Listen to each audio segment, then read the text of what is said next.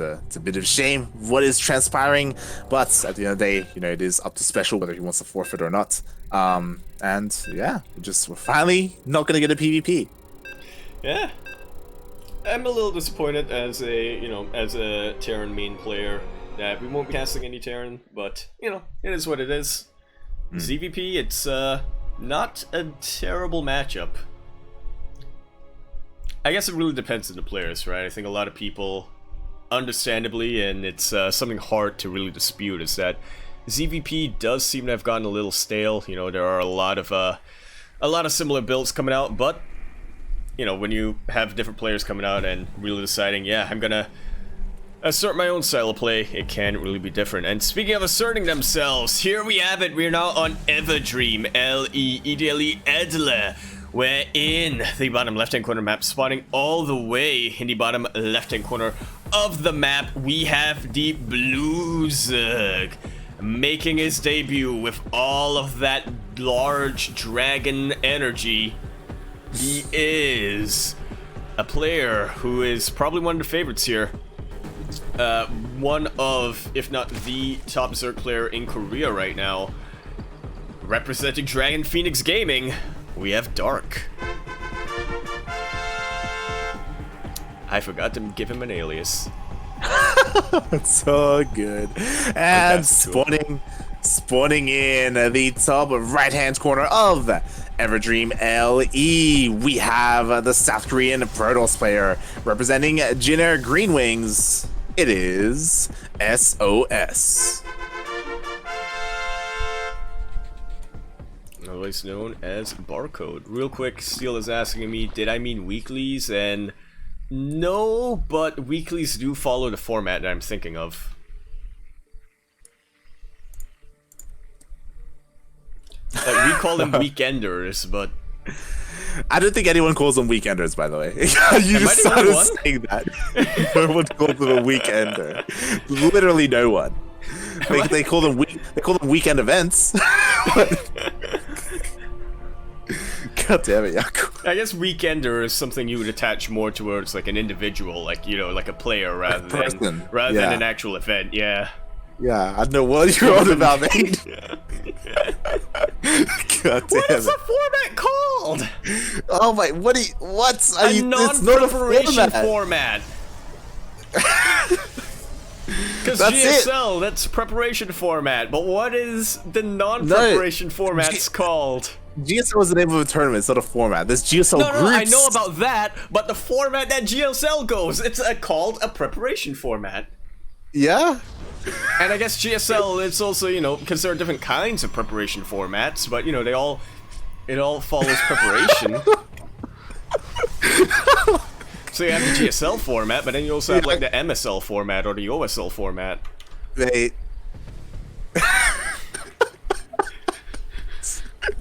Anyway, we got a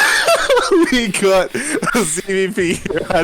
Oh my god, we're gonna have to like look up definitions for you, Yaku, and then have you come to a realization about a couple of things. How my whole life has been lying. Yeah. Yes. Speaking of ZvP, can you say "brr" for me, Light? Oh my god, and I haven't quite been able to see these two face off against each other in quite some time. As you say, Burr, we do have that Twilight Council. Are we gonna see Glaives? Or are we gonna see a different variant as oh no, there it is. Yeah, Glaives got thrown down. As the second question is, will we, or when will, if at all, we see a Dark Shrine come down? Mm-hmm. Yeah, that's what I did mean. As there are different variants of Glaive Adepts. You can go Glaive Adepts into Stargate, into Dark Shrine, into just throwing down like 6 gateways and just like Zest style and just going across the map. There's even like War Prism less styles where you just go with just Glaive Adepts to apply pressure without like a War Prism. It's interesting how like there are just so many different variants. Like Zest, what have you done? He opened up a whole Pandora's box, didn't he? Mm-hmm. Oh boy, and as we see, we do have downhill.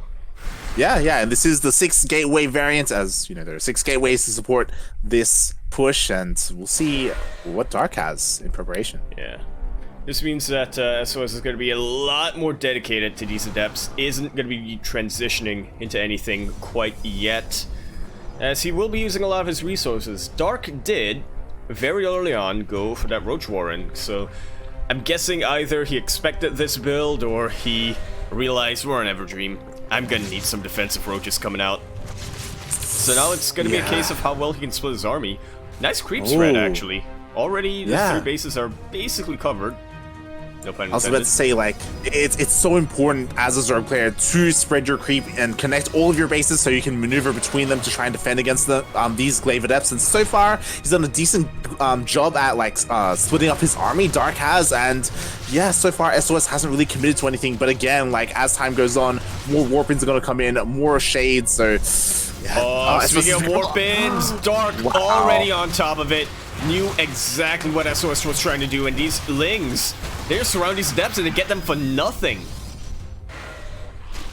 That was beautiful. So often we see Protoss players go into the main base with that Warpism and just warp in more Adepts completely uncontested, but Dark, he was ready for it, and so far he's been able to keep up. No, Dark, he knew this was coming. Got a Roach Warren early on, managed to get himself a nice amount of Lings. In addition to these Roaches, knew exactly where to position everything.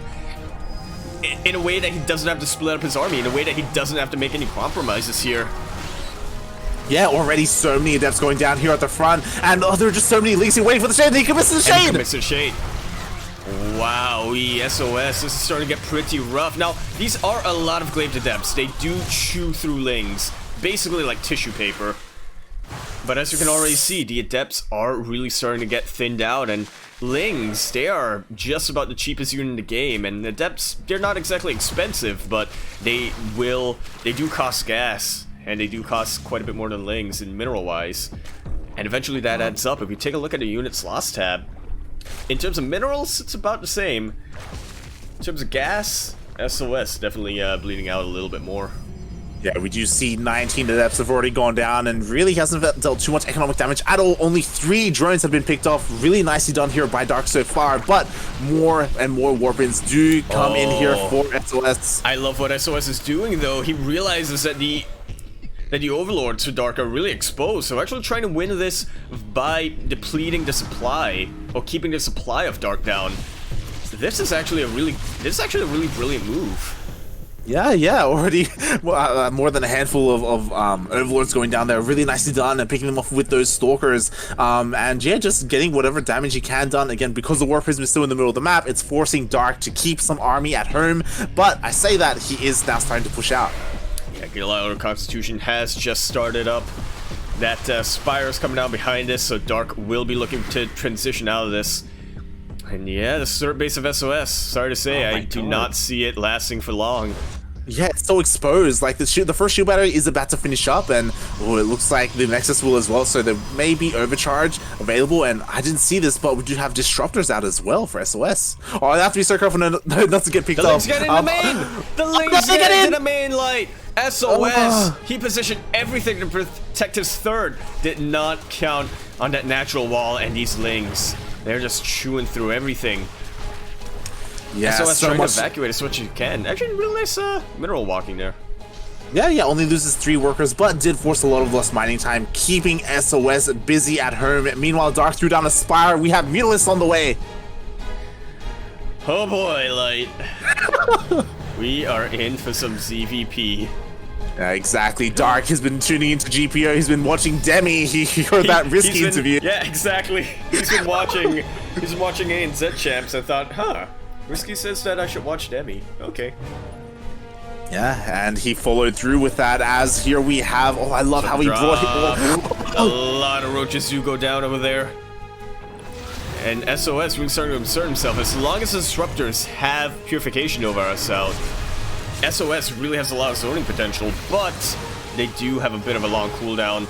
Dark, I do not see him saving this 4th base, but the Mutalists already going into the main base. There are no defenses there, and the Mutalists are going to do a lot. 4th base of Dark does go down, and Dark SOS is going to be looking to follow on through. But now I'm worried that he might be all in. We should be seeing a recall done, but it's actually off cooldown.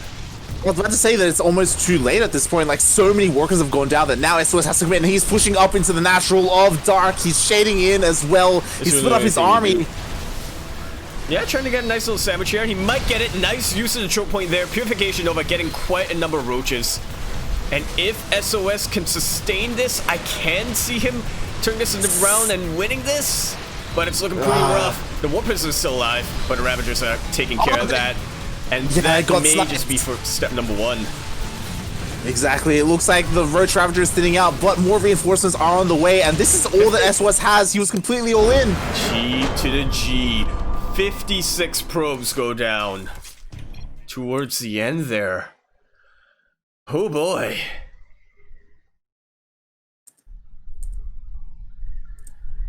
And Dark really, I guess just really asserting himself there.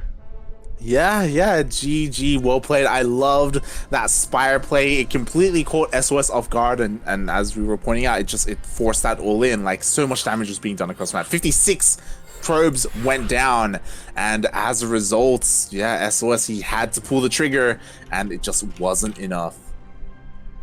Really was not. I mean, I can kind of imagine a scenario, right, where SOS's micro was perfect and Dark, you know, slipped up a little bit here and there, but yeah, you can never rely on that, especially when it's a player of this caliber, especially when it's a player like Dark. Yeah, definitely. Like, Dark is one of the best Zerg players in the world. He's the most recent BlizzCon or world champion. He's the last BlizzCon champion, actually. Yeah, he's officially the last BlizzCon. That's so sad. You're gonna be telling that tale. So I'm curious. Well, we're probably not gonna have BlizzCon this year, are we? But I am kind of curious. Blizzard did say that they're not gonna be having WCS anymore at BlizzCon, but they didn't want to have like some kind of show match or something. Yeah. I mean, obviously, since BlizzCon isn't happening this year, we'll have to wait for next year to see what they have in mind. But yeah, go on.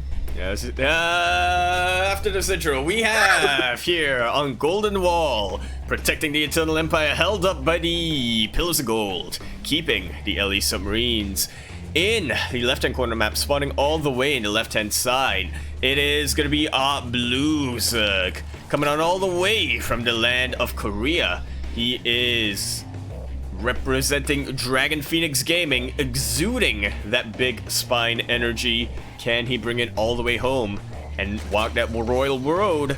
We have Dark.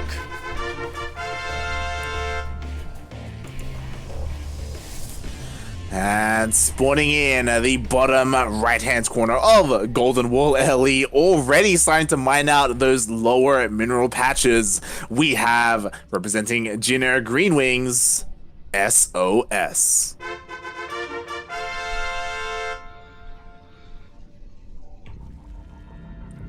I was just gonna say, do you think that Blizzard is a little bit relieved because now they have an extra year to plan? Now, you think they plan? Maybe in the past, but yeah. F's in the chat. Blizzard not exactly being the company they used to be. Should get plans though. SOS seems to have one.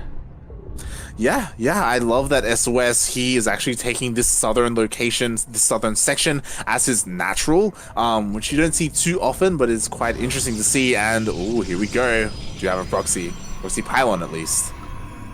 It'd be really a little bit awkward if this was just spotter pylon, because what is it going to be spotting? Yeah, it's going to be spotting an overlord coming across the map. Yeah, so what are we going to see? A Stargate would be pretty nice here, but a Robo could also work with the War Prism. Yeah, gotta be that Stargate. Now, as the resident Zerg player, like, what is it like to be in Dark's shoes at the moment when you do get proxy Stargated like this?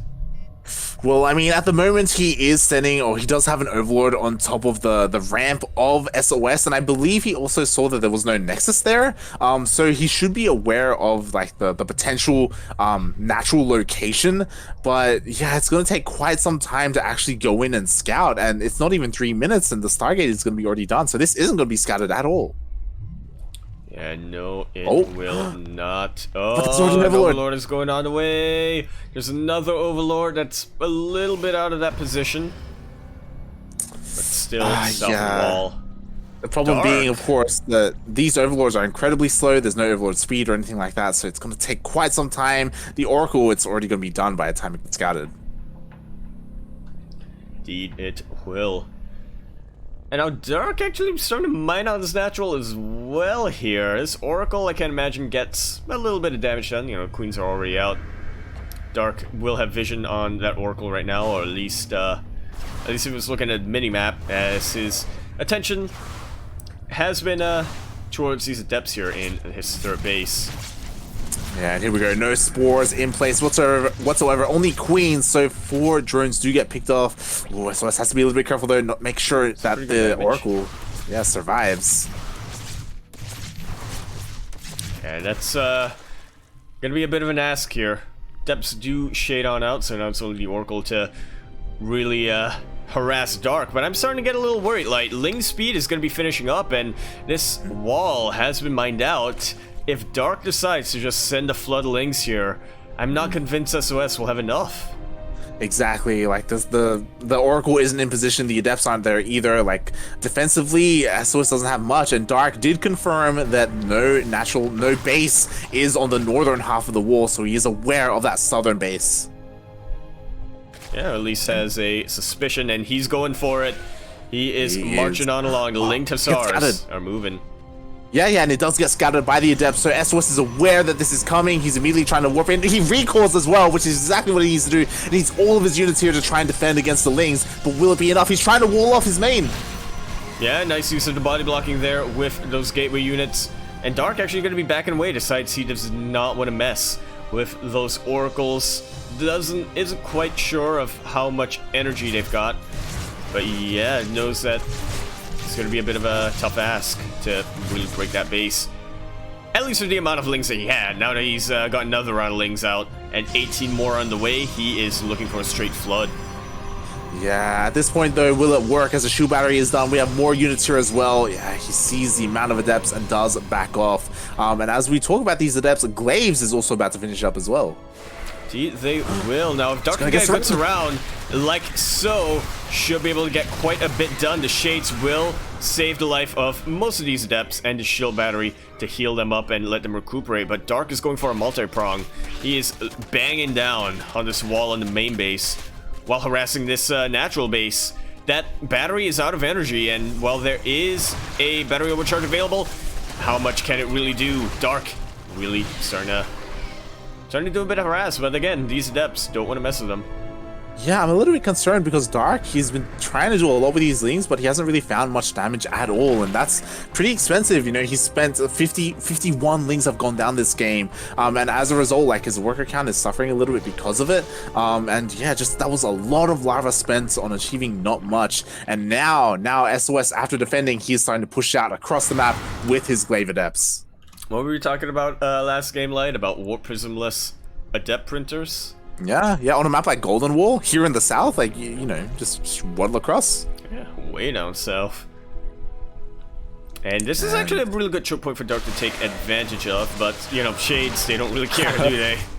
They don't care about your choke points, about your units, as the Shade, he doesn't commit, and he has enough Adepts here, but, he does get, pushed away, actually. Yeah, I mean, he's pushed away for the time being, but I really like the idea that SOS is going for, using that choke point to his Adepts advantage, as I believe they are the same range as Roaches.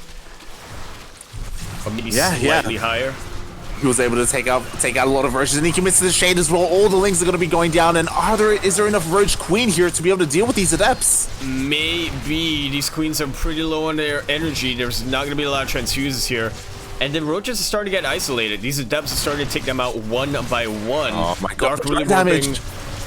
This is quite a bit. Yeah, now SOS has evened out the worker count, which is actually good for, or better for the Protoss, I should say, than for the Zerg player.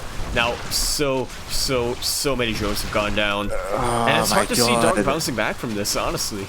Exactly. Oh, we're gonna see like 30 drones going down, and on top of that, like queens went down, a bunch of roaches went down as well. The damage hasn't ended as the adepts, they're still here in the natural, and Dark, like as you said, this is game-ending damage. After Dark, if he can even hold against this, like he has to push out across the map, and oh my god, like the damage just isn't ending.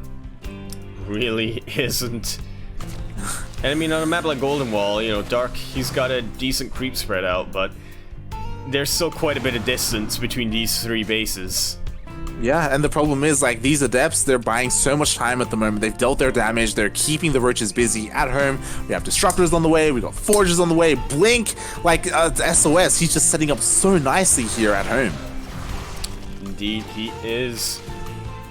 I guess we're just going into that, or I guess this game has just kind of swung like a pendulum, hasn't it? Dark was the aggressor, then SOS was the aggressor, and Dark.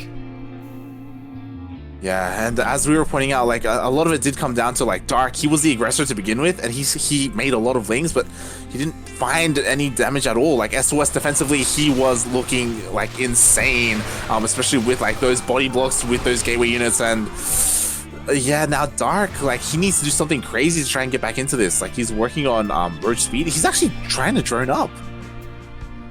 Huh. Alright, well, we have known Dark to, in the past, to be a player who can bounce back from these very low, very low worker deficits, or very high worker deficits. And part of it is because he generally knows when to drone up and when not to. I question this as being one of those moments still. Yeah, like, I understand it, right? You lost all these workers, you need to drone up, but at the same time, you also have to realize, like, how much damage was done, how all in you are. Takes out almost all the roaches. Almost only one left. And we should be seeing a GG fairly soon here. I don't see Dark holding this. Yeah, Dark, he's trying his best to try and hang on, but so much damage was done, and with that disruptor shot, with all these gateway units, what can these roaches really do? He gets a decent concave, but at the same time, there's just so much supply here for SOS. GG, SOS, putting the roach in cucaracha, or something like that. Yeah, find a way to play that out, and yeah, now we're tied up 1-1 in this best of 5. SOS showing who the real Cucaracha is, as he does, you know, assert his dominance there. Indeed, he does. And yeah, that was a pretty crazy game. Again, don't expect to see too many more of those, as like the way that game played out was pretty map specific. You know, Golden Wall does kind of lead to these more like interesting or unique games. Well, the Adept Printer is a pretty popular build. Yes, the Adept Printers, yes. But like expanding to the south, mining out those minerals.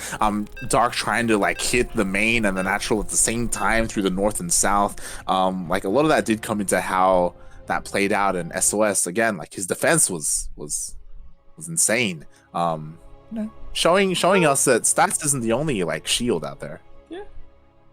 I think SOS did. It wasn't that insane clutch defense that you know we normally like to assign to players like stats and whatnot, but it was enough. SOS figured out just enough of what he needed to do to be able to scare Dark. And so being able to be afraid, here we are now on Ice and Chrome, the map which was inspired by Ram. Or something like that. Here we are in the top right-hand corner of the map, spawning all the way in the top right-hand corner of the map. We have Blues coming out from the land of Korea.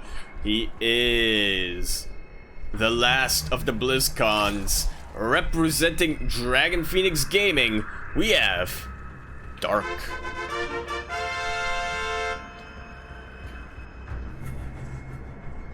And spawning in the bottom left-hand corner of Ice and Chrome LE, we have the South Korean Protoss player representing Jinair Green Wings. It is SOS. Tiger ate his brother. We got used to say that. Was that like during TSL? Or was that during IEM? I think that was IEM, right? I think so. Oh my god. God damn it, dude. Every time. Yeah, Princess hates that song. Oh god. That's part of why I used to say it. It's beautiful. It's beautiful. And yeah, so far pretty standard openers at the moment. Again, we'll see if SOS continues to go for these Glaveadept styles, which he's done 2 games in a row, or maybe like throw in a Stargate, throw in some Dark Shrine, some DTs. Yeah, DTs I think could work out pretty well, especially Stargates. One thing I don't think is going to work out too well is that Adept Printer. Dark, in game number 1, showed us how he really understands how to defend against that, and this time, it's on Ice and Chrome, which is a much more macro-oriented map. Dark will going for that much earlier third base. I have a feeling that if SOS goes with the Adept Printer, Dark is just going to put a rock and jam it. Yeah, definitely. I think it's important to note that in game number 1, Dark looked like his Adept Printer defense was like impeccable. It was beautiful to see how he was able to handle that, losing only 3 drones. And yeah, obviously in Golden Wall, like different events transpired leading up to the Adept Printers, and we'll see how this happens as we do have a Twilight Council opener once again from SOS. I'm gonna call it. I'm gonna say DTs are gonna be coming out late. I'm gonna say that Dark Shrine is gonna be following that. Okay. We may see that. You know, it has become a little bit more popular. We'll have to keep an eye on. Oh, there it is. We do have. But it's gonna be Glaves it in. It is Glaves to begin with. Sometimes you do see Dark Shrine follow up, but oh my god, SOS. He's just going for it. Indeed, he will. We could see a Dark Shrine follow up later on, though. But yeah, SOS really deciding that Adepts are going to be his bread and butter for PBZ. He really wants to be able to see if he can get anything done with them before having to transition out. Like, I don't know if this is correct assumption or not, but it feels like he's been watching a lot of Zest. It feels like he's like a Zest fanboy. True. Either that, or he's been watching a lot of Hearthstone, who's been dissecting Zest games. There we go. It is possible, as once again we do see all these gateways going down. I believe, yep, 6 gateways once again for SOS, and yeah, he's just going for the depths once again. Dark, he does have a Roach Warren prepared, and you called it. There we go. We were thinking it. It's gonna be that Dark Shrine after these Adepts. I knew that SOS couldn't be that stubborn. SOS should have known, right? Coming out from game number 1, okay, I'm not gonna be able to crack Dark only with Adepts. I need to throw something a little bit different in. And the Dark Shrine is gonna help out, but Spores are already down, so yes. If you did take note, in game number 1 there were Spores as well, even though there weren't any DTs, and that is because when you face Glaive Adepts, this is always a possibility, and it's so difficult to determine if it's a Dark Shrine version or, you know, Dark Shrine less version. So Spores are typically thrown down regardless, so detection is available if need be, and we'll see if SOS is able to deal damage regardless, because it is always possible. And I think Dark did show us in that previous game that getting those Spores isn't going to cut into your defense too much, but not getting the Spores, if the DTs manage to sneak in, they're going to do quite a lot. That being said, the DTs do not lose their utility once Spores come out. You know, you can have them as a bit of scouting, as a bit of vision, you know, on these other bases, or, more importantly, use them to get Archons. Yeah.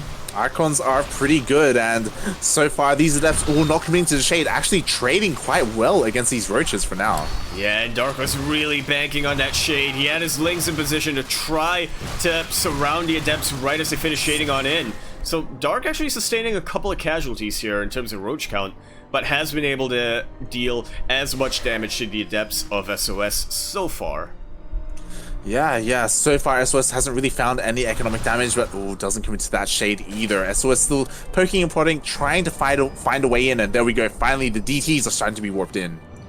They are, and SOS, you know, he's doing what most Protoss players should do, and that's see if you can get anything done before you have to transform them into Archons. Remember, you cannot turn an Archon back into Templar. I'm not sure how that actually works in the lore. Are they just Archons forever? It's possible, and this is what we were talking about. The DCs came in, and even though there was a spore, the army wasn't in position, so the spore immediately gets focused down, and now this third base is in danger. I think he's gonna lose it. Oh, but nice identification on where those DTs are. A really clutch transfuse there, but it's not gonna be enough. The Overseer comes out just a second too late. And that is the start of SOS potentially keeping Dark down enough in terms of economy to get a lead and potentially win this game.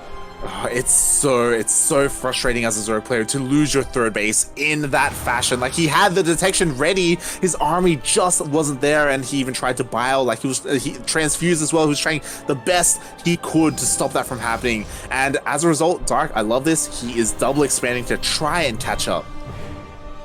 Yeah, we really have a couple of options to you when you do lose that third base, and Dark is going for the safer, more economic option as opposed to going for a counterattack. That Warp Prism, if there was only one more Ravager, I don't think Dark even expected those biles to land, honestly. If he did, he probably have waited for that third Ravager. Yeah, that was quite lucky that he was able to land that, but not quite enough biles to finish it off. Meanwhile, the Adepts, they got into the main base, killing a couple more workers. These Archons are killing a couple of Overlords as well. Yeah, it's quite a bit of damage done. And this time SOS a lot more aware, a lot more attentive to that Warp Prism. And again, as you were saying, 7 drones. At this stage of the game, not game ending, but still, it can have a knock-on effect as the game goes on. Yeah, definitely. Like, any kind of damage, like, it does work out well for you. And I love how Dark, he's actually playing this a little bit, you know, cheeky, as he is going for Burrow and Roach movement as well. I like it. Yeah. So, like, he's trying to catch up in the economy with both of his hatcheries, and he's gonna want to try and deal some counter damage with some sharking roaches. Yeah, taking a page off of Demi's book. Again, been watching Risky. Yeah. Like, as we can see in this series, Dark, he's a big OCE fan. It's really cool to see. Exactly. I like how we're weaving this narrative of, like, misinformation and lies. No, yeah, he watches. Look, he's a big Risky fan. We control the narrative, obviously. You're telling me which Korean player isn't a big fan of Risky and Demi?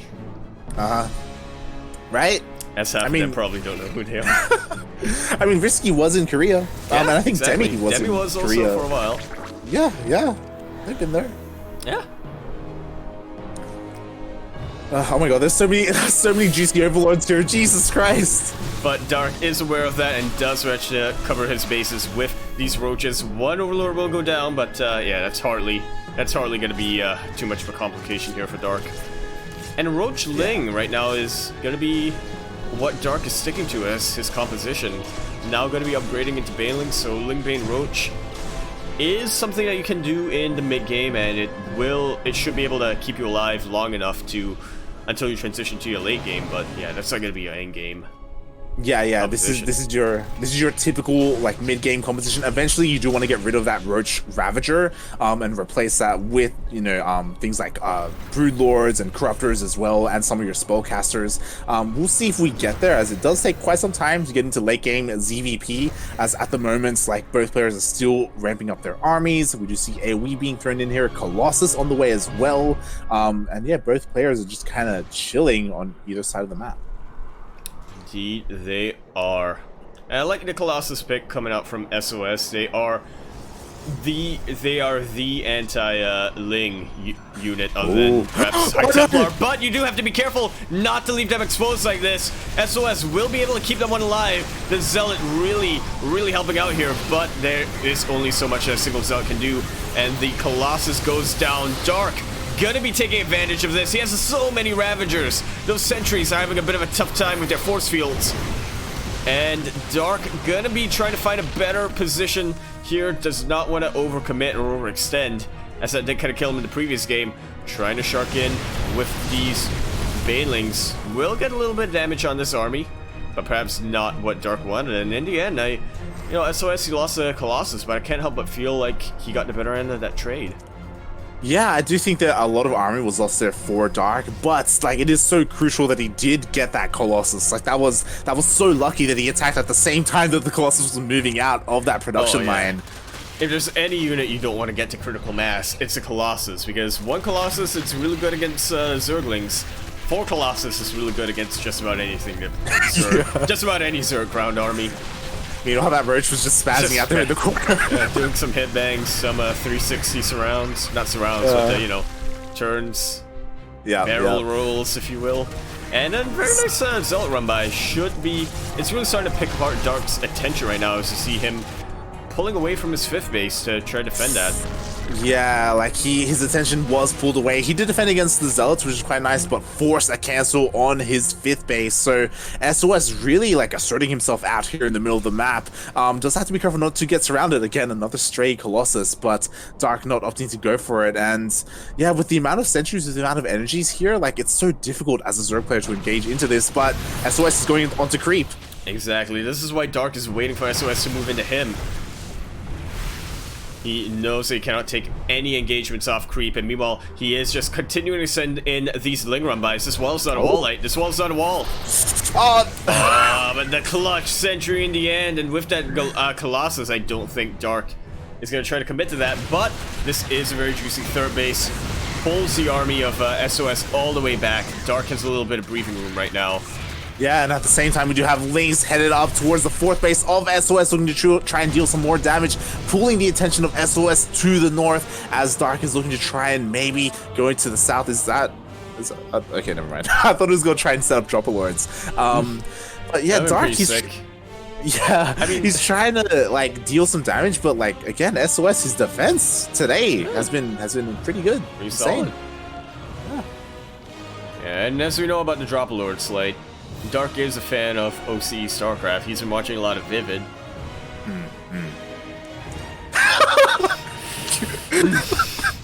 Yes, I like didn't process that. You were just like, oh yeah, and it took you a second to process that. You're like, yeah, you said Vivid. I'm like, what?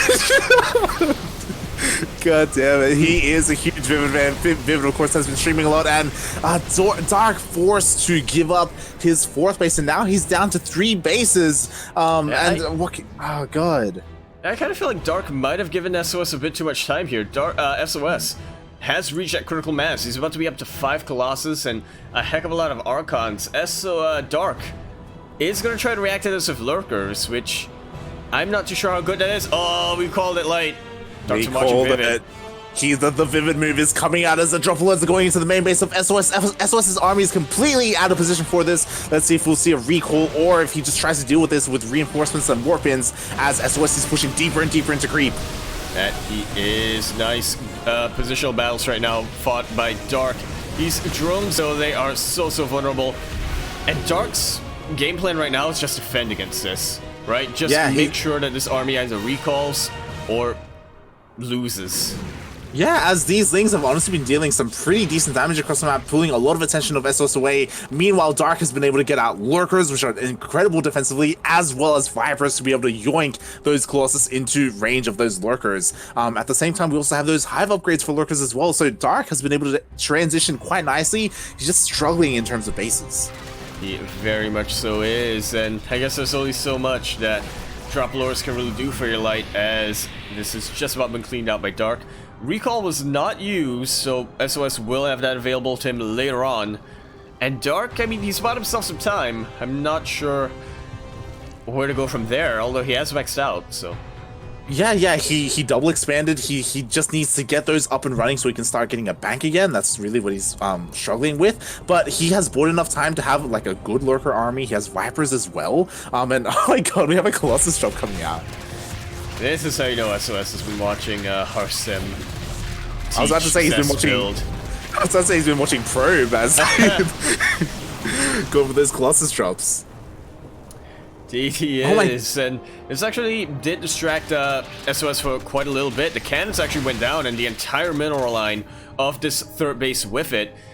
And SOS, again, he was a little bit distracted because of that, has not been able to get his Colossus drop down. So this is actually really good for Dark. He's bought himself a lot of breathing room.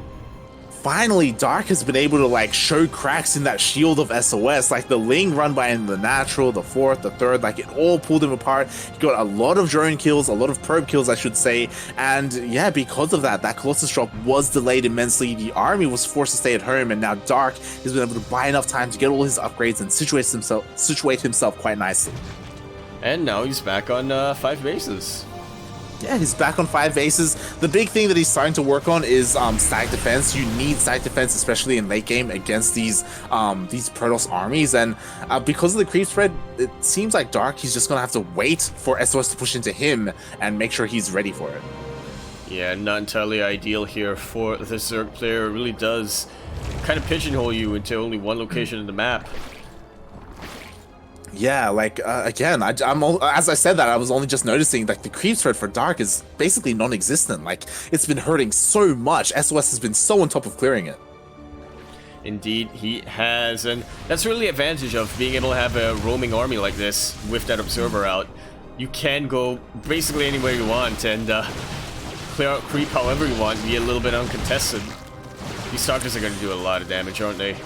Yeah, they're pulling the army to the south as the main army pushes into the north. There's not enough here for Dark, so his base is under threat once again, but he borrows a lot of lurkers here. He even has his Vipers.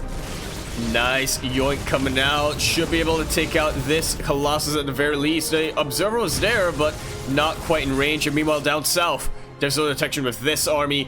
Dark the main situating his lurkers very nicely. The main base is starting to be harassed. A couple of DTs here. And this comes back to, where's the detection light?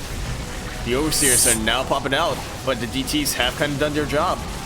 Yeah, the Colossus went into the main base, warped in a bunch of DTs. Luckily, like, there was enough here for defense, but SOS now finding an opportunity to go into that southern location. Only 2 lurkers here, and they are revealed as well, so they will be taken out. And, oh, the main army of Dark! Did get a little bit A-move there. Nice reveal, so revelations coming out from SOS, and yeah, this Observer is still well alive and really chipping away at this army of SOS, but nice Blinding Clouds do come out. Yeah, I think that was amazing to see. Without those Blinding Clouds, without those Vipers, it looked like SOS was about to take that fight. But again, another warping in the main base. Yeah, this is starting to get pretty rough. Dark trying to focus on that Warpism, but did expose his Hydralisk because of it. Dark has kind of defended decently well right now, but now SOS, he's going into his late game. He's already got some not Colossus carriers out, and I can't help but just worry for Dark the longer this game goes on. Yeah, I am shocked that Dark's Hive survived, by the way. Like, those Zealots were completely surrounding it, and it almost went down. That was insane to see. I didn't even notice that, yeah. I thought it went down.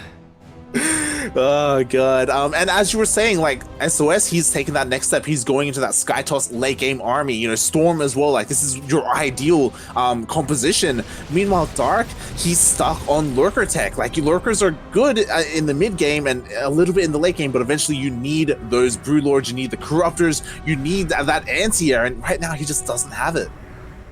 Yeah, the only anti-air that he's got right now are Hydralisks, and seeing as how much he's prioritizing these lurkers, it's not going to take much for SOS to really take advantage of that. Yeah, definitely. And something that hurts as well is, like, when you get into this late game scenario, something that I'm sure you've seen a lot, especially on, oh, nice pick off there. You've seen a lot on, like, Eternal Empire, is you need those Spore Forests to try and deal with those carriers. But because there's no creep spread, like, where are you going to throw down the forest? Exactly. I'm just looking at the mini-map right now. Like, this is the most shallow creep sea or creep ocean I've ever seen. Yeah, like, so early on, SOS just maintained dominance over control of the map, and since then, Dark hasn't had the opportunity, the breathing room to make queens to spread creep. No, he has not. Now the Overseers are starting to get targeted down, which is, again, since SOS is going for those ZTs, that's a lot of a big deal here.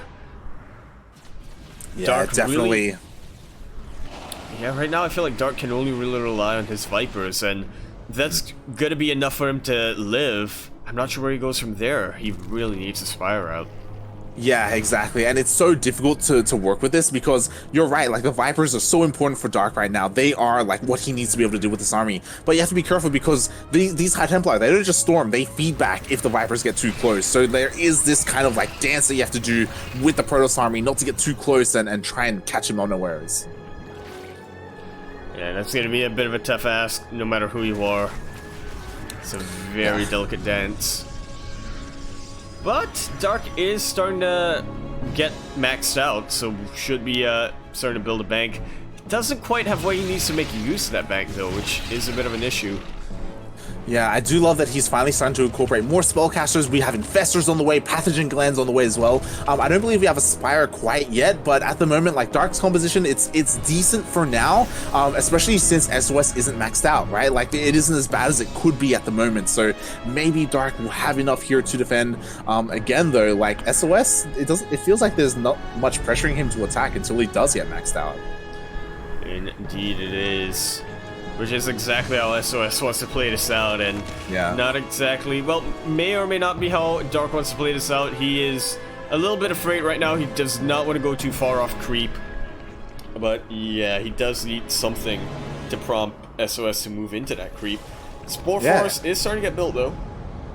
Yeah, it's crucial that does happen. And SOS, he's just like, you know, just sharking around, like denying more creep spread, denying scouting. You know, he's just buying time as 3 carriers are on the way at once. You know, he's just macroing up. Meanwhile, Dark, he to be fair, Dark has been working on his upgrades this entire time, which is nice. But again, I don't know if the army that he has is ideal. We'll have to see once we do finally see that like final like big engagement. Well, if this army isn't ideal for Darklight, he can always try to take a page off of SOS. So you're gonna be like, take a page out of Oreo, like going for the OC like references. No, he's getting Neural Parasite. Yeah, I love this. We'll see if this. Which is what he learned from Oreo. There we go. Speaking of which, the reason why I'm so excited about this is because Oreo actually played a late game ZvP last night on stream, and it looked quite like this, except with creep spread. It was actually against Billowy. Dokyong. Yeah, there you go. A throwback reference there. And yeah, we do have SOS just situating himself. Finally, he's reached basically maxed out supply, feeling confident to push in. His +3 air is going to be on the way soon as well. This Spore Forest trying to do what it can, but not getting too much done. Takes out a couple of interceptors, and that's about it. The Infestors, Dark is playing a delicate game right now, trying to keep that alive, and now the Hive will go down. And I think that might be the beginning of the end. We'll have to see how Dark plays this out, but that is rough. Yeah, definitely. It only took a couple of swipes for that Hive to go down. It was quite vulnerable. And now Dark is forced to keep at least a little bit of supply here in the main base, as there is a War Prism now endangering that area. Meanwhile, you know, SOS just poked in, killed a bunch of spores for interceptors, backed out. Like, he's trading so incredibly well. Again, Dark, how is he gonna like refine his army? Like, as we see, like he's just making more and more spores. Like, he just that's kind of what he needs to do. I need anti-air. Yeah. It's gonna be one of those games, isn't it? Like, it is. I didn't want to mention it, but Oreo's ZvP on this map was like 35 minutes long or something like that. Like, it's just crazy. We're 10 minutes away from that, so strap in. And finally, here we go. Double Spire on the way for Dark. He desperately needs those Corruptors for that anti-air. It's incredibly late, but he's finally gonna work on it. That it like glitched out. Yeah. Got yoinked and then it blinked? What? I think it yoinked him into the dead space, which like bugged out the game, so he like glitched forward because you can't be in dead space, question mark. I thought I saw a blink there. I could be wrong. Okay, it could have been a blink. I don't know. Oh yeah, no, it definitely did not look as clean as a blink. Yeah. Alright, SOS, he is now maxed out. He's starting to move on in. Dark, he's gonna use some of the supply. The feedbacks are beautiful, like SOS waiting for them to come in. And that was like all the Vipers as well, like just like that. No more energy at all of them on half health, and now is the opportunity for SOS to push in. Yeah, or at least try nice fungal on top of these carriers, but there's nothing that can really take advantage of those fungals either. If there were some parabombs, maybe, but yeah, another really good round of feedbacks, but those are some really nice yoinks. Dark, though, not quite having the army that he needs to take advantage of that. He is still alive, and to be fair, SOS is losing quite a lot of these interceptors. Yeah, these Hydras are trading pretty well against purely the interceptors. Dark has to be careful though because he lost all of his spellcasters, and slowly over time it looks like Dark will be able to push his opponent back. But look at those supplies, like he lost so much there. And SOS, what did he lose? He lost interceptors. Yeah, essentially, well, they're not quite free units. I guess you do have to pay for them, but yeah, he's still maxed out. He's still got to continue to keep banking on up. This was a Dark who has been denied a 6th base, and yeah, he's kind of spent his bank already, especially when it comes to gas. He has basically 0 gas income. Like, he needs bases, he needs gas so desperately at the moment to be able to remake his army. And the problem being that because those Spires were so late, sure, it's great, he's got Corruptors now, but there's 0/0 Corruptors. He's only just now working on +1 flyer attack. Yeah, that's not really going to do much against the +3 air armor that SOS is going for.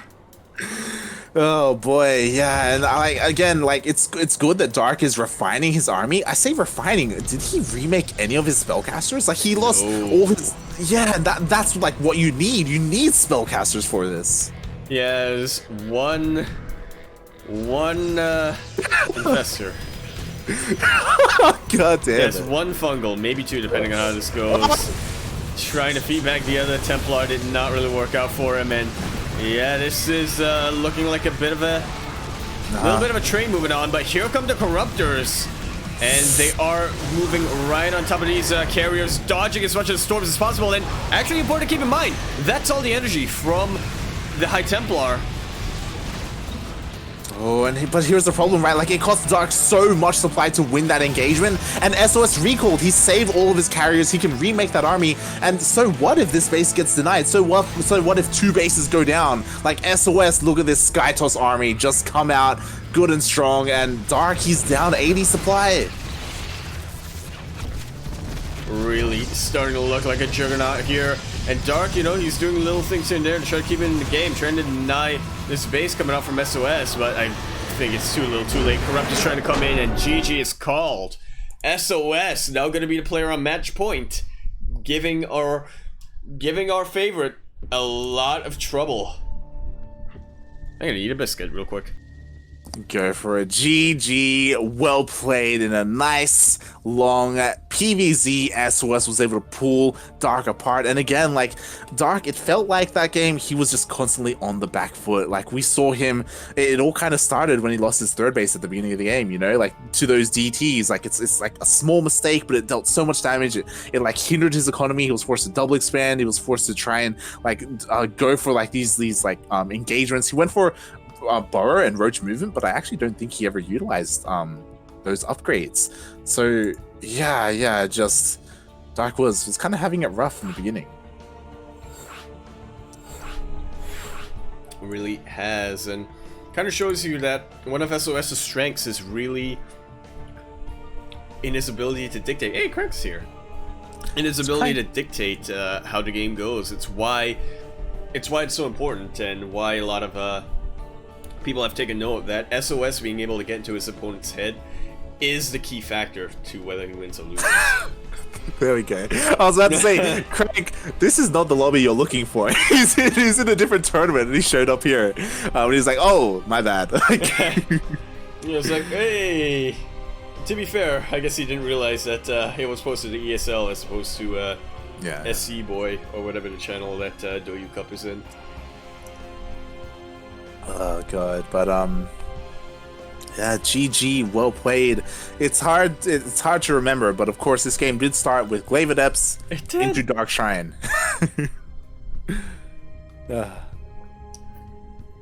Chad is now saying this is the first time that they can remember a ZvP going on that long. Damn you, Zest! What have you done to the matchup? Yeah, it's really cool to be able to see it once again. I don't know if it has something to do with Ice and Chrome and how it is more of a macro map, but it was really nice to see. We don't see it too often anymore because of so many two-base all-ins. Fun facts.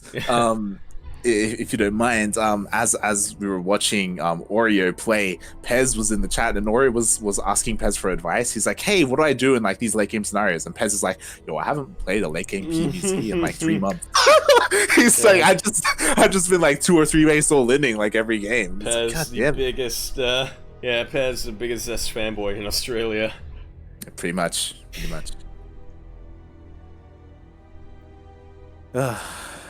Alright, so I think SOS has asked for a quick minute. No, Dark is the one who asked for a quick minute. Which, hard to blame him. Needs, that was a very long game, and especially in a long game that doesn't quite go your favor. You do have to sort of rethink things, especially when you're on match point, or when your opponent's on match point. You have to start rethinking things and how they're gonna go down, and I'm gonna call you out real quick, Light. I'm just noticed being on this lobby. Why aren't you ranked on the Korean server yet? I'm gonna call you out. Yeah, it's true. I haven't laddered on Korea this season. I probably should do something about that. I haven't either. I did my one placement game in. Alrighty, then speaking of placing, we have been placed in the top left-hand corner of Def Aura LE. Normally, I imagine it's radiation. It might not be. Could also be Tofu. Tofu, that's the Def Aura that we were talking about. And in the top left-hand corner map, starting in the top left-hand corner map, the Blues coming down from Korea. The last of the BlizzCons. Or the last of the Slayers. He is representing Dragon Phoenix Gaming, Dark.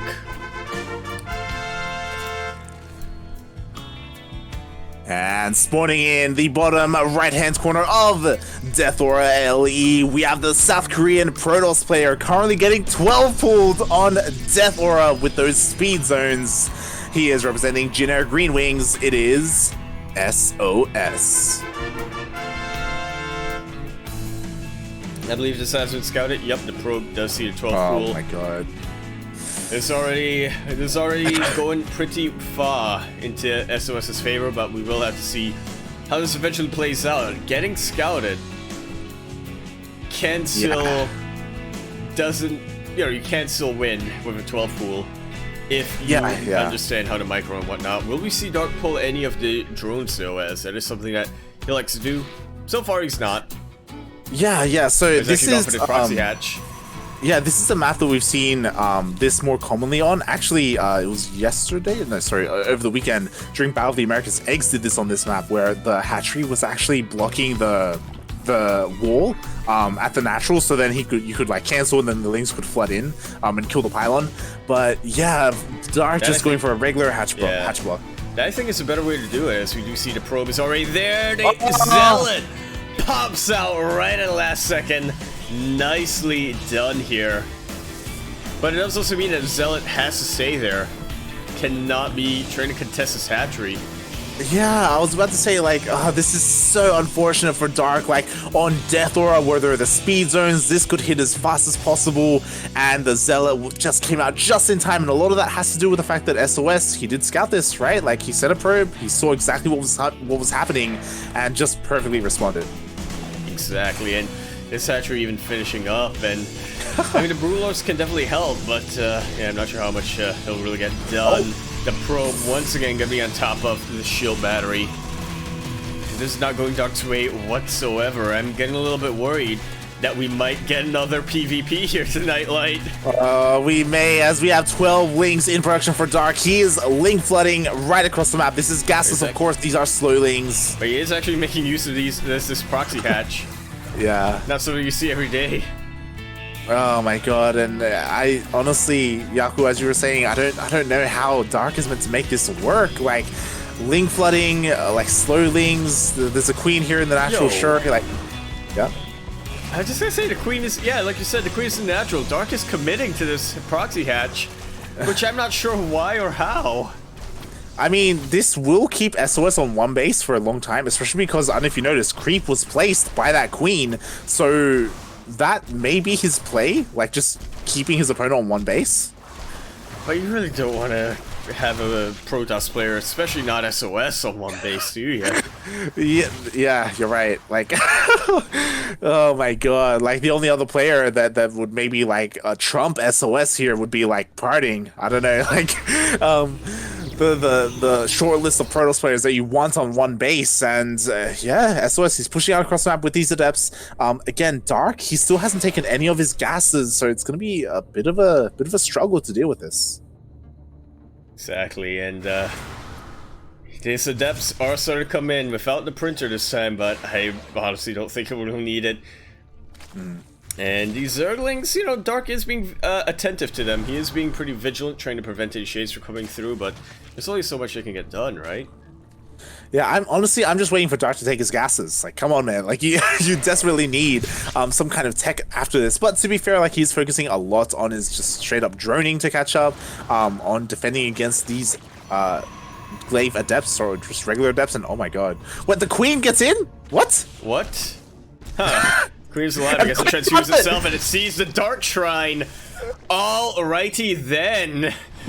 SOS. A little bit annoyed that he allowed that to happen. The scouting queen. The scouting queen. I think the queen went up the ramps for vision, so the creep could go up. This is gonna revolutionize how Zerg is played, I think. Right? Like, the queen scouted the Dark Shrine, saw what was coming, so Dark should prepare, and now, like, Dark is not in too bad of a position. He's getting all three of his gases at once to try and catch up, and yeah. Yeah, and to go back to your earlier point there, about how Dark is trying to transition out by really hard droning, I think that is a scenario where Dark really shines, isn't it?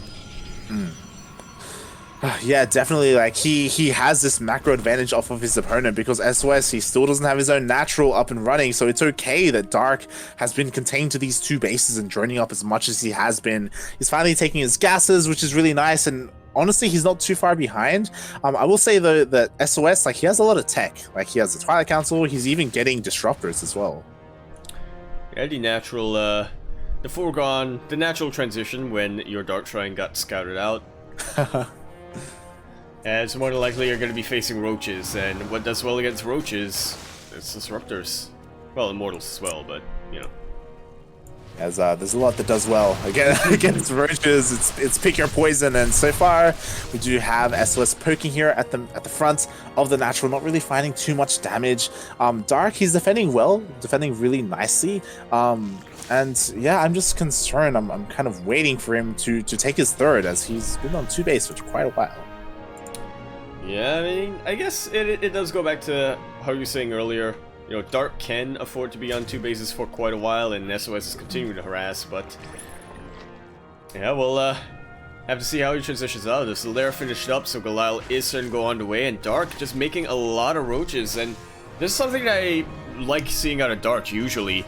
He knows that, you know, he'll have a certain amount of larvae, and he's always really decisive with them. You know, he's thinking, should I make drones, should I make army, what army should I make, and in this case, he's making a lot of roaches and may just go into a two-base all-in. I love how the slow lane run by is forcing a recall from SOS. Dark doing so much with so little at the moment.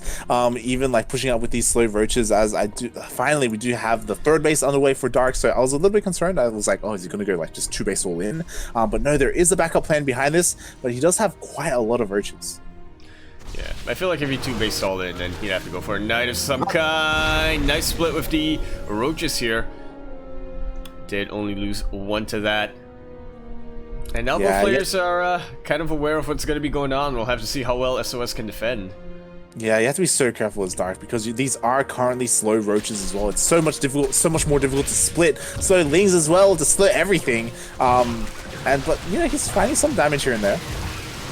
Yeah, it's actually not too bad. Gets we don't have game heart. Gets a couple of probes. Yeah, I noticed at the same time.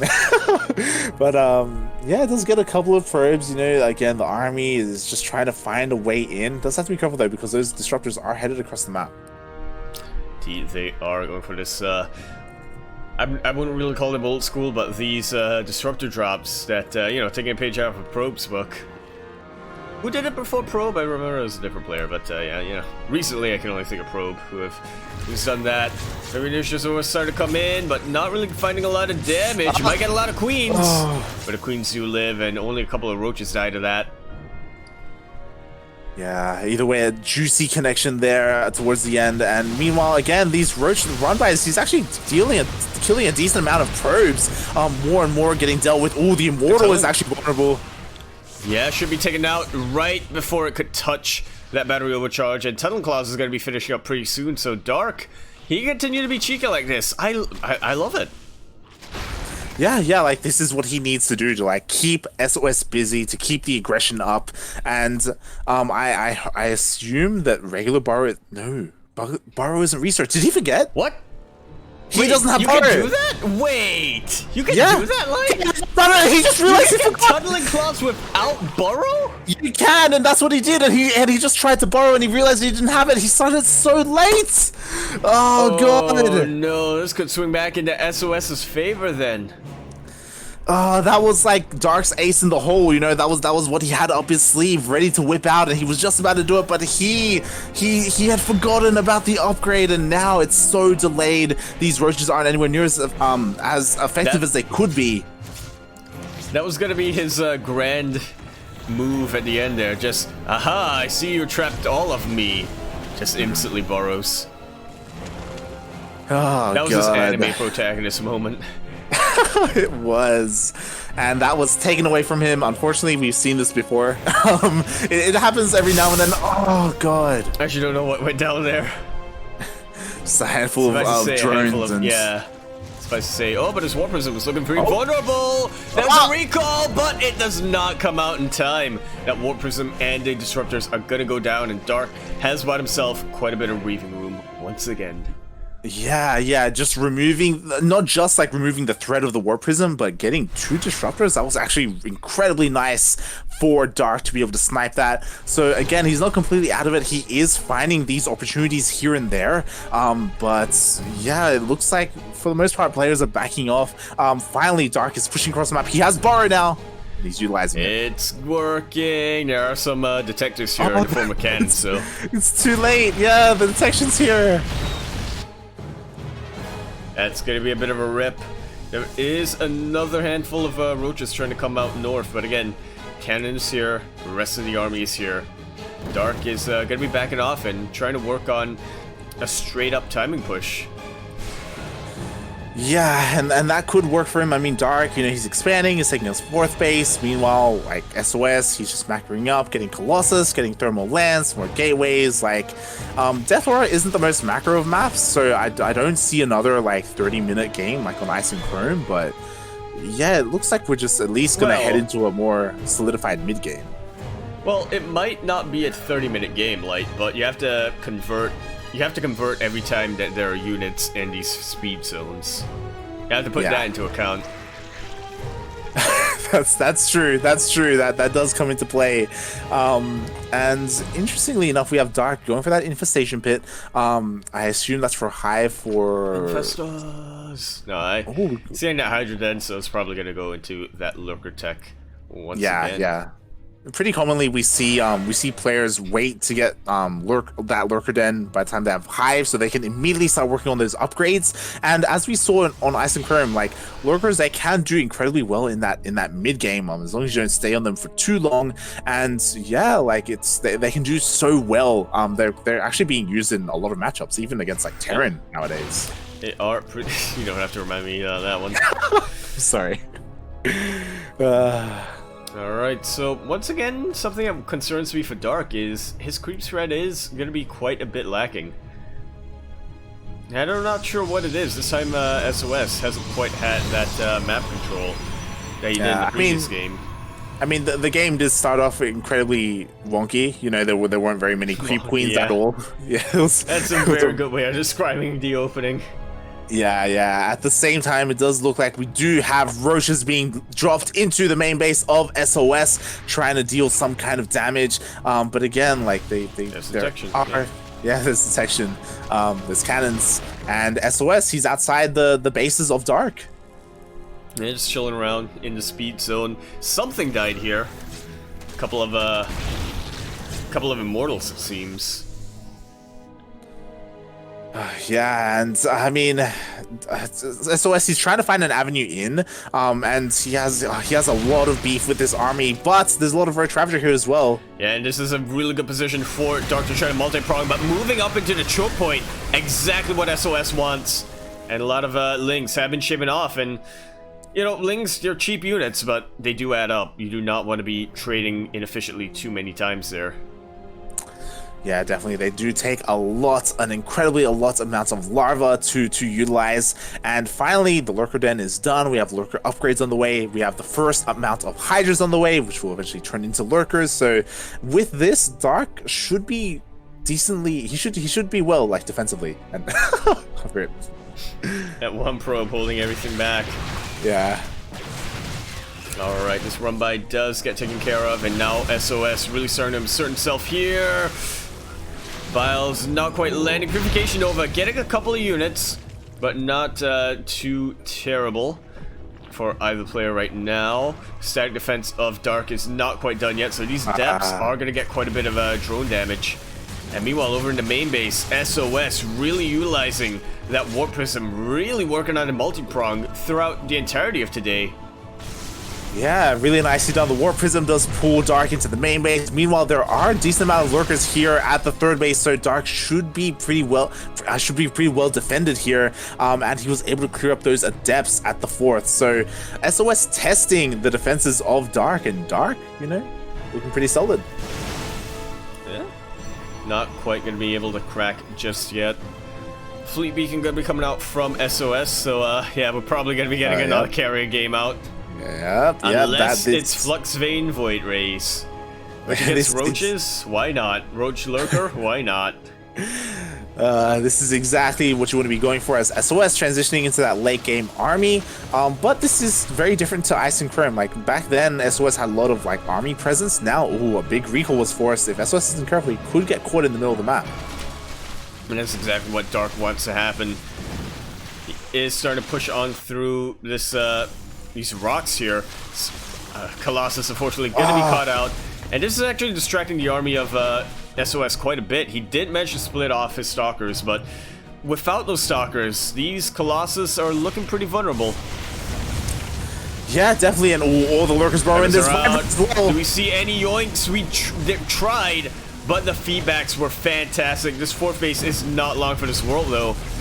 And again, because SOS used that recall earlier, he cannot recall his stalkers here to act as a buffer for these expensive robo units. Exactly, what is there here to protect the immortals? Oh, the stalkers are completely out of position. So many units get picked off here. The stalkers finally return, picking off the Vipers, but is it too late?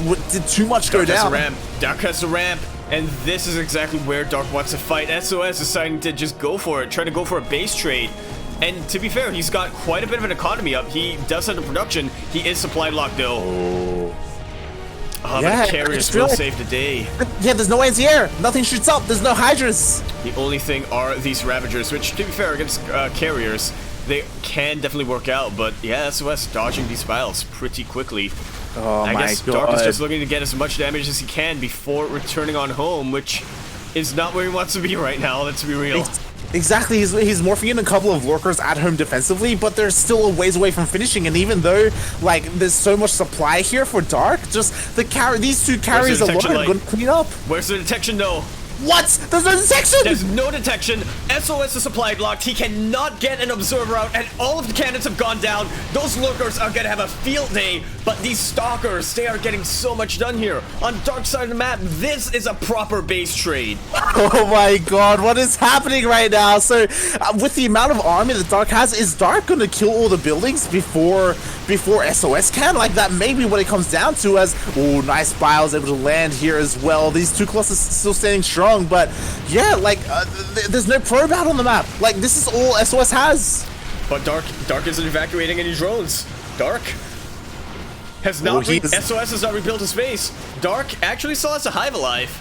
Yeah, like Dark, he has so many buildings that like the DPS of Dark is faster than the DPS of SOS, and at the moment the last buildings are actually falling. There's only 2 buildings left for SOS. That there are, and the observer did come back on home, but I think this is gonna be it. Like this is gonna be it, and Dark ties up the series.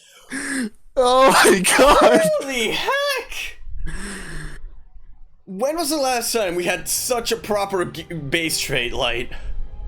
Jesus Christ, that was, oh my god, the fact that SOS had the carries coming out at home and there was no anti-air made that so much closer than it should have been. Like, Dark had such a higher supply, he had so much more army, but nothing showed up. But at the same time, there was no detection. Oh man. I cannot believe what I've just witnessed there. Man, Dark was just so decisive that game, and SOS was as well. But in the end, I think Dark's decision ended up a little bit better towards his favor. Mate, we're getting into the lobby. We're getting into, what is this, the ace match? The ace match. I'm gonna quickly get some water. Yeah? I have run out. I ran out like at the start of the series and my throat is starting to kill me. And I'll be back.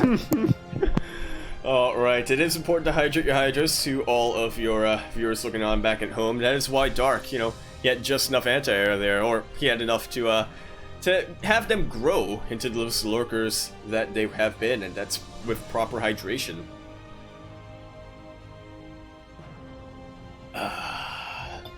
Water, man.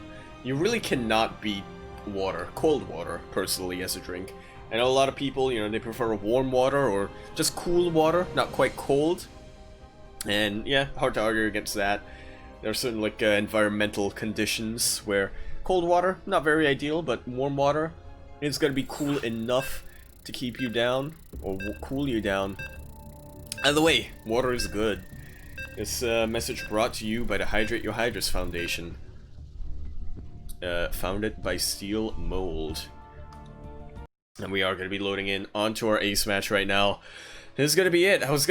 Normally I would say that this is only our first semis, but yeah, unfortunately we did have that. We did have that forfeit by special, so this is going to determine, will we have a PvP or will we have a ZvP? Either way, the winner's going to face stats. And speaking of facing stats, in Eternal Empire right here, Ile, in the bottom left-hand corner of the map, spawning in that bottom left-hand corner of the map. We do in fact have a Blue Zerg, a player who has faced stats quite a number of times. You could argue that they're kind of rivals, but can he actually do it? Can he make it to those finals? His opponent make it very, very difficult for him. All the way from the land of Korea, we have the last of the Slayers, the last BlizzCon champion. He is looking to make his royal road, representing Dragon Phoenix Gaming. We have Dark.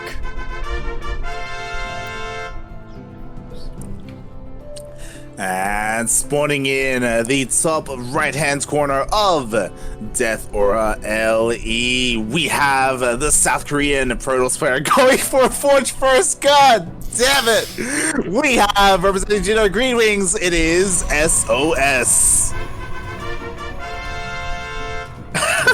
What a better way to end this semifinal slate. I was about to say, especially coming off of a base trade. Exactly, I was gonna be like, yo, I hope you like some macro games. We're on Eternal Empire, we're gonna get into another one, but no, it was a Forge First, and with that pylon wall off, but the probe gets surrounded! Probe does get surrounded, but a very quick mineral walk coming out here. This is such a good position though. Dark cannot prevent this cannon from going coming up, and I don't think he's realized it, as that third drone could not quite end that, and yeah, because of that probe surviving, Dark is or SOS is just going to be moving on into the main base, moving those cannons forward. And now Dark, he's got to be at least a little bit annoyed after that base trade game. Yeah, definitely. Dark forced to cancel his natural, throwing it down. I imagine at the third base location, as he does have his drone situated there. And there we go. As soon as the spawning pool finishes up, he throws down a bunch of spines. Yeah, and this is the advantage that Zerg has when it comes to these cannon rushes. The Protoss player cannot leapfrog their cannons forward like they can if it was a PvP or a PvT. However, they can get their gateways out and they can just ramp up a lot of firepower. Yeah, we'll see how this plays out, as there are a lot of spines, so defensively, Dark should be okay. And I don't know if you noticed this, but there is a drone to the bottom right-hand corner of the map. We may see a ninja base being thrown down later on as this game progresses. Yeah, it's going to be a possibility out here. Definitely what, yep, there we go. Ninja base being thrown down. Dark learning his ways from that previous game, and now just trying to situate himself in a way that he can, what's it called? Get his spine crawlers in range of the cannons. Yeah, the problem is, like, because there are already 5 cannons, like, normally we've seen Rex do this, right, against Probe. Like, you like, have your spine forest, and then you, like, rush in and then borrow everything and then try and out-DPS them. But there are just so many cannons here that it's going to be so difficult to break this location for Dark. So that's why it's so important that there isn't just one ninja base, there are 2 ninja bases. And on opposite ends of the map, real quick, thank you very much, Soko, for the resubscription. Did not quite see how many months in a row, but thank you nonetheless. 30 months in a row, we'll get your quacks a little bit later on. And yeah, Dark, I really like how he's thought out how to proceed, but I'm not sure how effective it's going to be. Is his multitasking or his attention going to be up to snuff? Because this is the downside of going for these multiple ninja bases like Dark has. You really have to be able to multitask and really pay attention to every single factor. Yeah, definitely. I do love how Dark at the moment, he is banking up a nice link count. So ideally he's going to run in with the links so the links soak up damage, and then the spines can like burrow in time and you know, take out the cannons. We'll see if he's able to execute this well, as you know, the ninja bases are starting to finish up. So far nothing too crazy, like no tech buildings have been thrown down. So yeah, no roaches, no lair, nothing like that. Oh, but the banelings though, like, is this really what SOS Dark wants? And I can tell you he definitely didn't want his southern ninja base to get scouted. It did get scouted. There is a queen here though, and the zealot has low health, so Dark should be okay, especially with these lings being morphed in. Even though there's a stalker on the way, like, he should be able to deal with it pretty fine. But now there's an immortal. Yeah, there is an immortal, and they are the anti-spine unit. And Dark, you know, he's been known for having this big spine energy, but yeah, the shield battery and the immortal is going to be quite a bit. Okay, here we go, playing a bit like Rex, trying to march on in. And these banelings do match a crash. The shield battery is being taken out, and the cannon's in a lot of trouble right now, but so many spines taken out, and the queens have gone down. I think we're going to get our PvP. If we are gonna get another PvP, as it just wasn't enough to break the cannons, the immortal stands strong, living up to its name. It pushes on forward. All of these drones are so vulnerable, and what does Dark do from here? Well, he's trying. He's sending out a bunch of lings, and I mean, there's always a warp prism here for SOS, which helps out a lot. And yeah, he sent out a couple of lings to make sure that SOS is only on one base, and he does have his 2 ninja bases. So I'm guessing maybe try to drone up there and see what he can get done, but this is such a difficult ask. Exactly, like, if there was a lair, then maybe there would have been like a drop lord to evacuate all the drones. That would have been cool, but there's no lair. Like, it's just hatch tech for Dark. He has a bunch of ninja bases, but what kind of army does he have? Like, oh, this is all the drones. His army is non-existent. It is just a handful of lings. Yeah, exactly. This is 15 drones. The spawning pool and the bayonettes are going to be taken out, as they are in the main base. They are forfeit, and this is now the immortals are going to that southern base. Yeah, it's such a rough like game for the ace match, right? Like, oh boy. Well, it is SOS. It is SOS. All right, but Dark is starting to consolidate his forces here on this southern base. Bring as many of them down as he can. We'll have to see how well SOS can really juggle, as he has been known in the past to not quite be, you know, on the level of someone like Stats or Hero in that regard. But yeah, still not too bad. Actually, moving the warp prism very far away is a little bit dangerous. That immortal is looking so low, but does manage to survive and takes out a lot of lings. This queen in a lot of trouble as well. That was actually like beautiful micro there by Dark, and he did so well with so little. 2 queens and a handful of lings. He was able to almost kill an immortal and push away the warp prism. Like, this is like insane, like, micro that he's able to pull off, but in the end, like, it's just isn't enough. This is a bit better, yeah. And this base is forfeit. Even the larva not going to be able to make use of that there. Yeah, the big thing obviously being that the northern ninja base has not been scouted at all, so Dark, he does have an opportunity to rebuild. The problem is that SOS, he has the tech, right? Like, he has immortals, he has a warp prism. Like, with those alone, he could probably kill that northern base as long as he scouts it. Yeah, SOS has everything he needs right now. But Yeah, what does Dark have to contest this? Nothing is the answer to that. The Queen's trying to take out this Oracle, but the Oracle has already done the damage, and SOS has vision and is getting a ninja base of his own. He's taking the natural of Dark, and the important part about this Oracle is that he actually spotted this base. Like he didn't know that it was there previously, so now SOS knows where to focus his attention, where the active bases of Dark are, and now what is Dark doing? It looks like he's got a bunch of lanes and he's trying to establish himself out here.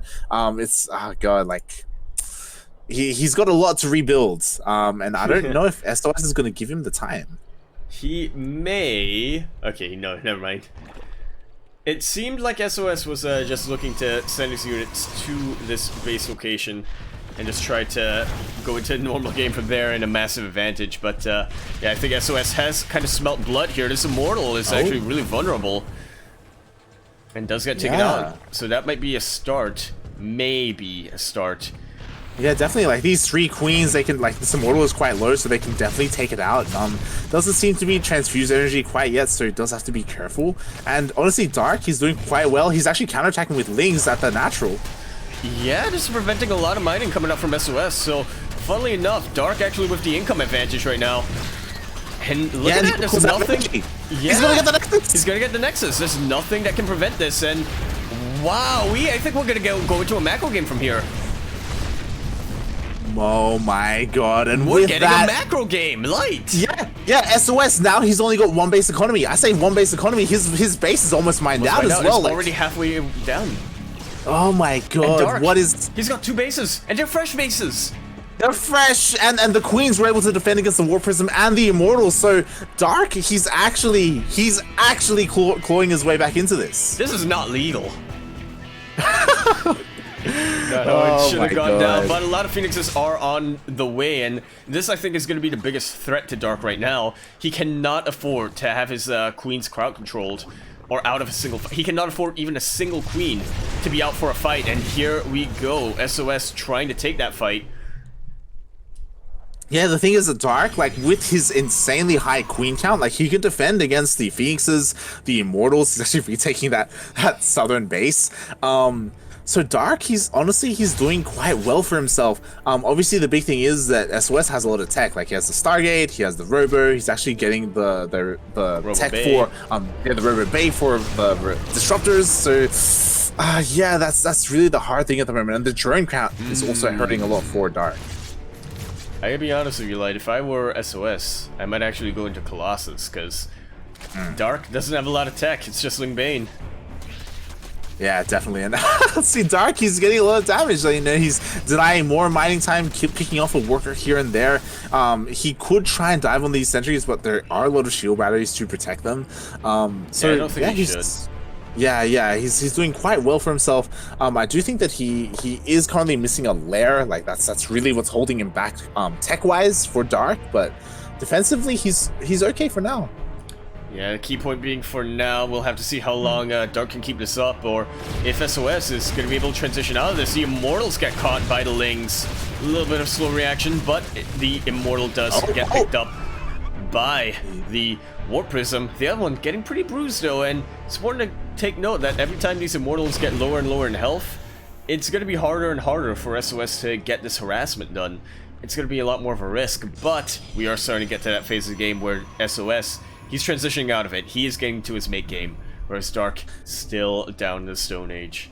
Yeah, exactly. The problem being that now SOS is getting to the point where he's fully saturated on 2 bases, and a Protoss on 2 bases can do quite a lot, to say the least. Meanwhile, Dark, to be fair, he does have his 3rd starting to get up and running, but his drone count is still suffering so much. Yeah, you never want that. You never ever want that to happen, especially as the Zerg player. Trying to prevent some bases from being taken thanks to this creep. Yeah, the Observer's not quite in position, so SOS will have a little bit of a tough ask ahead of him. Dark not quite targeting down the crowd controlling Phoenix, but it does seem to be enough for the time being. Yeah, it was really nice micro though. I don't know if you saw, but the Disruptor tried to kill the Lings, and Dark like split all the Lings away, so the Disruptor shot actually didn't kill anything. Didn't quite get... Oh, I thought I might have gotten a unit or 2, but apparently not. Yeah, it was actually really sick to see. But yeah, now we're getting to the point where Dark, like the longer this southern base goes unscouted, the better it is. Like he's finally going to be able to get a decent economy, and once Dark gets a decent economy, then he can finally start actually pushing out. As you know, this entire time he's been defending, or forced to defend. DTS, he squeezed, lightly squeezed! Will they be able to take out the Warp Prism? Not quite yet. Reaction is just going to be enough here for SOS. But speaking of SOS, he is starting to move into this western base, and you know, Dark has spotted this, but will he be able to have his units out in time? That is going to be a question. SOS going for a third base in Dark's original main. Yeah, and there's a high queen count here, which is quite nice. Baneling's being morphed in, so defensively, again, like Dark, he's looking pretty good. He doesn't have quite enough to push out, but oh, with these disruptors though. Purification Nova will be able to get a queen. Dark still has a lot more in the way, but I mean, every time a queen gets taken out, that's got to be better for SOS, right? Yeah, I mean, it's so hard to say because SOS, like, because he was stuck on one base, or to be fair, he's kind of still on one base economy at the moment because his main is non-existent. He actually, I believe he recalled the probes into his natural to try to get them to a fresher base, which is a nice little move they can do as a Protoss player. But now the Ling run by is coming in. Dark fully aware of where SOS's army is and knows that that's the only army that SOS has got. So again, preventing a lot of mining time, actually going to be able to prevent this base from going up because he was able to just march a bunch of, not march, but you know, force rush. What's that word I'm thinking of? Sprint. Cancel? I mean, yeah, he was able to just dodge, I guess not really dodge the cannons, but he had enough where losing a couple of lings didn't matter to the cannons. Yeah, he was able to just sprint through, as you were saying, and avoid the cannons and denied that base. And now Dark, he's double expanding. He's getting a Vespine base. He's getting up to 5 bases, and the army of SOS, not gonna lie, it's not quite scary at all. It's like the scariest thing about this army is the sentries and the force fields because there's no Ravagers to deal with them. Like, I got the GG button ready about 12 minutes ago. Yeah, but the force fields, because there are no Ravagers, as you were saying, really show how important it is to get these force fields up. There's only one left though for SOS. And it looked like we were going to get a bit of a pincer attack, but not quite. The Lings were hemorrhaged out. Yeah, exactly. And with that SOS, he was able to deny a base, he was able to trade incredibly well. And Dark, like, he needs to work on that creep spread. I'm surprised that he hasn't thrown down a Roach Warren. He's still just going Ling Bane. Yeah, and he's really invested in them. Going for Hydra Ling Bane this time, which, as you were saying, it's not very popular nowadays because of those force fields. We'll see what he can get done. I'm guessing he's really focused more on that Warp Prism and trying to get some anti-air. This is a little bit too far forward, Dark. But very quick transfuses. Only one queen goes down. And Dark actually trying to force his... Yeah, trying to slowly leapfrog his way into the main of SOS. Yeah, he's edging his way closer and closer. Meanwhile, Ling runbys continue, but this time there are depths in position for SOS to defend, so he should be okay there. And as he tries to actually solid enough wall. That it is, and enough. Yeah. Oh my God, the Bailey run! And this is going to be enough to one-shot the Nexus if he does go for it. A lot of them actually used on the probes, but even still, that's going to be enough damage for a Dark. Look at the worker difference now, Light. SOS down to 20 versus 53. And Dark confirms that the Colossus is out now. Yeah, at the same time, the force fields are insane, and we rarely see this, but force fields against an opponent without Ravagers, like they just do so much. But as we see, Roach Warren is done. Finally, we're going to be seeing some Ravagers to try and combat this, and SOS, he's kind of all in. He's absolutely all in, and I would actually give him the advantage right now, just looking at the army supplies and what kind of armies they've got. Dark is really going to have to play the defensive game, and I'm not sure if he can do it right now, Light, but to be honest, I wasn't sure he was able to come back in this game 12 minutes ago, or 15 minutes ago. Exactly, and he's taking more bases as well. And to be fair, Dark is in a position where, honestly, if the Protoss army moves into a base, he can just give it up. Like, he doesn't have to commit to protecting it and saving it. He just needs to buy more time. Exactly. That is the name of the game right now for Dark. Buying time to get his economy, to get his tech, and to get his army. Oh god! Oh and god! Eventually, he's gonna get into a position where he can overtake SOS. Very nice. Use the force field there, and the Colossus will not clean up the links. The links still survive, and they do take out the freshest base of SOS. If he wasn't on it before, he's gotta be now. The move command, like he had the units there, he should have stopped that from happening, but the base went down. SOS is still on one base economy. That is gonna be a mistake that haunts SOS for the following couple of weeks. Oh my god! And because of that, like SOS, like what does he have going for? Like, okay, the sentries are the big thing. He has so many sentries with this army, but finally there are Ravagers. And look at the income right now, Light. Look at how much more Dark is getting. He's got 10 times the amount of gas income, and almost 4 times the mineral income. I think we're at the point where Dark can afford to start losing. Okay, maybe not trading inefficiently, but he can't afford to sustain losses here. Yeah, Dark definitely. turn this around? He is a madman. What he has been able to do is insane this game. A lot of it honestly comes down to the fact that these southern bases just haven't been scouted at all. Like SOS hasn't been pressuring them at all whatsoever because he just doesn't know about them. He's been focusing all his attention on the top left-hand corner of the map, and nice trick off here. He's going to be able to kill a lot of Lings for basically free. Dark, he just really needs to focus on his Roach Ravager army. Indeed he does, and he is in that economic position where he can. Galile is on the way right now, and those Roach Ravagers, they're starting to get pumped up, and that's pretty much the army composition that Dark has. That's pretty much the anti-SOS composition right now, isn't it? Yeah, pretty much. I will say that Dark, I think he still needs a little bit more time to get a bigger army. Like, he does have the army supply lead, or the supply lead in general. But again, that's always deceiving when it comes to Roaches. And honestly, SOS's army, it's pretty solid. Like, he's got like Immortals, Colossus, Sentries. It can still fight well against what Dark has. Indeed, it can. It's really gonna put SOS's micro to the test right now, and it's gotta be impeccable. Because otherwise, Dark, if he trades evenly, he's just gonna remax on another round of units and just take SOS right out. Yeah, definitely. Like, oh my god. And is he gonna find the bases? Gonna be found out. Actually, one of them did get scouted earlier on. Yeah, they actually were spotted earlier on. Yeah, he's finally going to do something about these southern bases. Oh, the force fields catches all the drones as well, so these bases are finally going to go down. But he's out of position. We see Dark, he's moving in. Is he going to go for the base or surround the army? Yeah, that's going to be the question. Right now, he's looking to surround this Colossus? Colossus is so exposed. And this is not going to be a base. If SOS decides to go into a base trade, this will not go into his favor. Disruptors did get taken, or no, disruptors are over there as they were in the warp prism. So disruptors are really what's going to be keeping SOS in the game right now. We do see him now trying to go back in, and Dark has lost a lot of workers, but he's still far ahead. And Dark he's gotten the economic damage done. He's going to be retreating. He's going to be giving up his bases, and Dark can afford to do this. I cannot believe the game we've cast at Light. I was ready to call this about 18 minutes ago.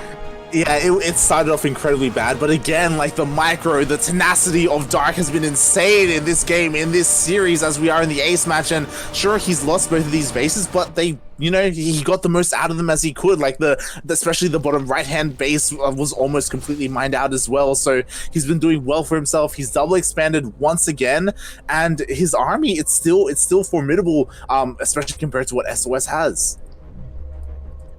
It very much so is, and yeah, I guess I want to say that I think we're at the point where SOS winning is very unlikely, but we were also at the point where Dark winning was unlikely. So let's see if SOS will be able to turn this around the way Dark was. Yeah.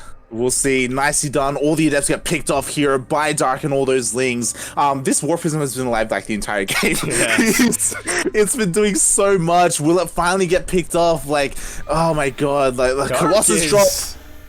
Yeah, Dark is right in the front door of SOS's main, and this is why the Colossus drop can actually work out really well, because he'll have that high ground and he'll be able to siege that base. Yeah, definitely. Meanwhile, the main army of SOS does catch a bunch of Lings trying to go for a run by. Again, Dark, he's lost a lot of Lings to doing this, and this is what's keeping this so close. Like, so much supply of Dark has kind of been wasted. He keeps losing all these bases, but at the same time, like, it's so even because of that. Like, Jesus Christ. Jesus Cristo, indeed, like.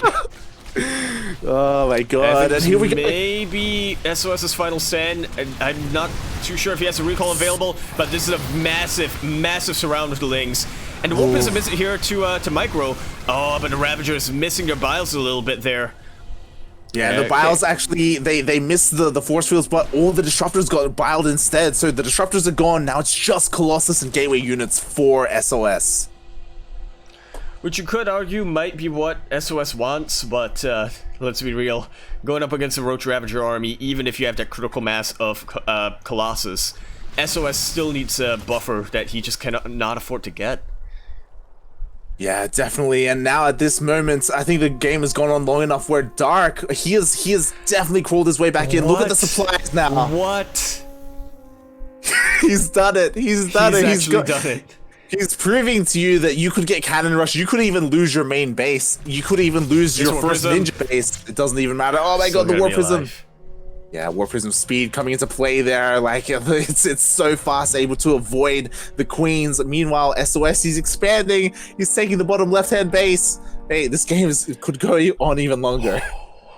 I think it actually will. Dark, I mean, he's still waiting to max out and start banking up his resources before he commits to these waves of assaults. Yeah, but as you said, we've reached a point where he's basically maxed out. He's pushing out across the mountain. Colossus gets picked off, and the main army of SOS, like, it's getting surrounded. And the force fields say help, but now the Ravagers are coming in, not even biling down the force fields, biling down the sentries. Holy heck!